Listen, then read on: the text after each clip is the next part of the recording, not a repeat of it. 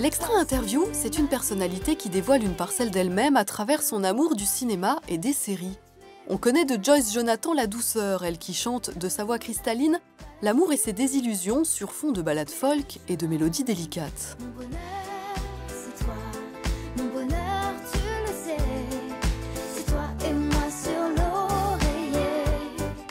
Mais à 26 ans, la jolie brunette qui vient de sortir son 3e album est aussi une fille bien de son temps, accro aux écrans. Les cahiers, les dessins que j'ai gardés du jardin d'enfants. Joyce, votre nouvel album s'intitule Une place pour moi.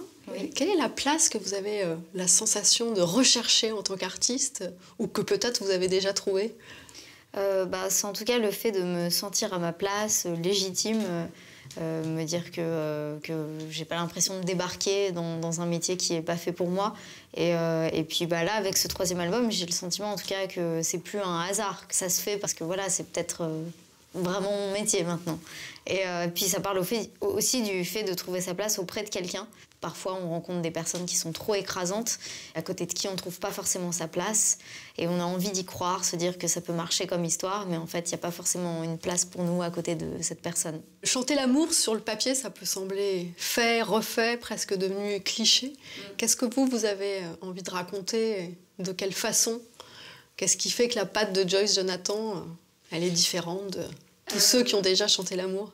À ce moment-là, faire l'amour, c'est déjà fait, refait, on peut rester chez soi. Vous avez bien raison. Mais non, en fait, je raconte vraiment ce que je ressens. Donc, c'est des messages, en tout cas, qui, pour moi, ont de l'importance, qui sont, en tout cas, sincères. Et puis, je pense que l'amour, effectivement, c'est quelque chose qu'on a tous connu au moins une fois, à un moment.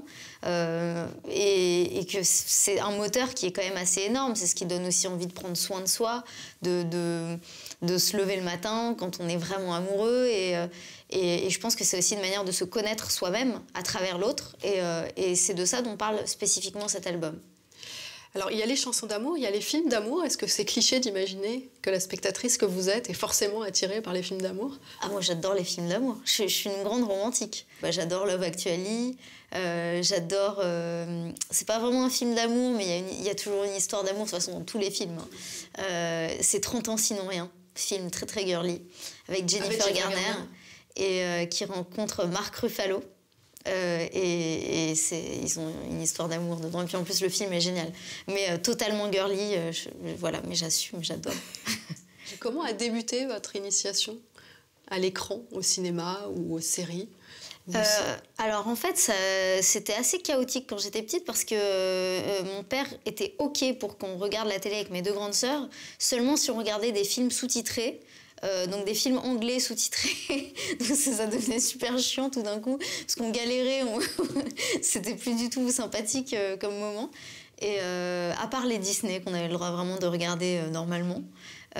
Et du coup, c'est quand j'allais dormir chez mes grands-parents le vendredi soir qu'on avait le droit de regarder la télé. Et en fait, on mettait notre réveil le samedi matin avec mes sœurs, genre à 6 h du matin, pour pouvoir regarder toutes les séries. J'adorais Lizzie McGuire, le début d'Anna Montana. Du coup, le samedi matin, c'était full série pendant 5 heures, avec tartine de Nutella. The past is already written. The ink is dry. Le gros coup de cœur de ces derniers temps, c'était Game of Thrones. Vraiment, je trouve que c'est génial. Alors, en plus, c'est pas du tout mon délire, les trucs de fiction improbable avec des mondes parallèles. J'aime pas du tout d'habitude. Et là, en fait, c'est comme c'est des sentiments humains qui sont juste transposés dans un univers. Oui, dans un univers fantastique. Ça reste des histoires qui pourraient arriver à tous, des histoires d'amour, justement, des trucs de pouvoir, de plein de choses, quoi. Et vraiment, j'adore cette série.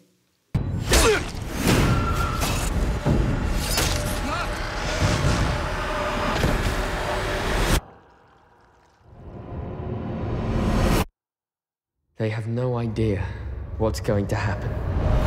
Quand on écoute vos chansons, il y a un mot qui revient, la douceur. Et maintenant que vous me dites que vous êtes une fan de Game of Thrones, je me dis que la série et le cinéma vous permet peut-être de dévoiler votre côté un petit peu plus trash, un peu plus énervé. Est-ce que justement regarder des films et des séries, ça peut être un exutoire pour vous? Ouais, c'est vrai, ça peut être le cas. En tout cas, ce qui est bien, c'est que ça permet de se focaliser sur autre chose.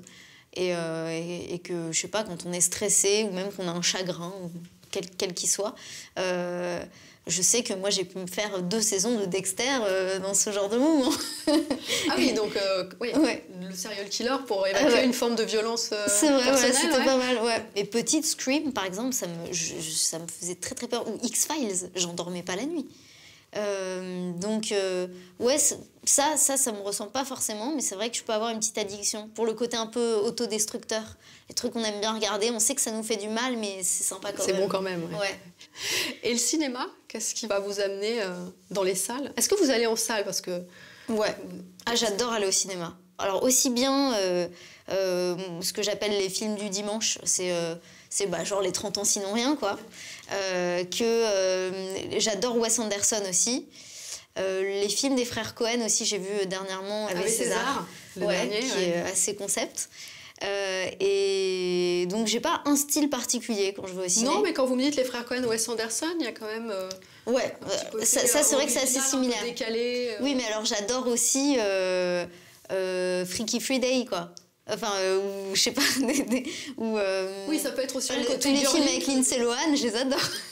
C'est bien, mais c'est bien d'assumer ça. Mais oui. A truth we could see if we had, but